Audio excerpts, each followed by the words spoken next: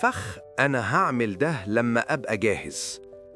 خليني أقولك الحقيقة من غير تجميل، أكتر حاجة بتضيع فرص في حياتنا مش قلة الفلوس ولا قلة الإمكانيات، ده التأجيل لحد ما نبقى جاهزين. نستنى الوقت المناسب، نستنى الفلوس تزيد، نستنى نبقى واثقين 100%، نستنى حد يشجعنا ونفضل مستنيين. والحقيقة مفيش وقت مثالي، مفيش استعداد كامل، ومفيش ثقة بتيجي قبل ما تبدأ.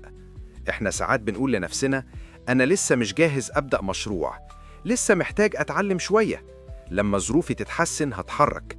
بس في الواقع ده فخ اسمه الاستعداد الكاذب، دي كدبة اسمها لما أبقى جاهز.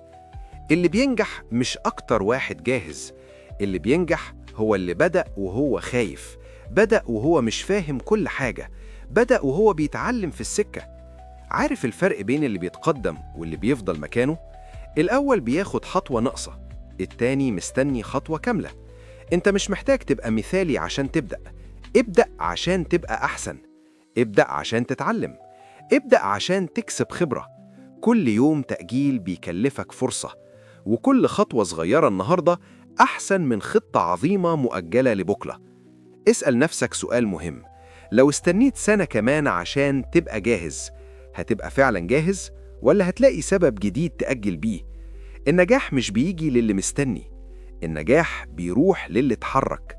فلو عندك فكرة، لو عندك حلم، لو عندك خطوة مؤجلة بقالها شهور، قرار إنك تتحرك، قرار إنك تجرب، قرار إنك تقبل إن البداية مش هتكون كاملة. خليك فاكر، كل حد ناجح كان في يوم من الأيام مش جاهز زيك بالظبط، بس الفرق إنه ما استناش. ابدأ دلوقتي حتى لو بخطوة صغيرة، مكالمة، فكرة، خطوة، قرار.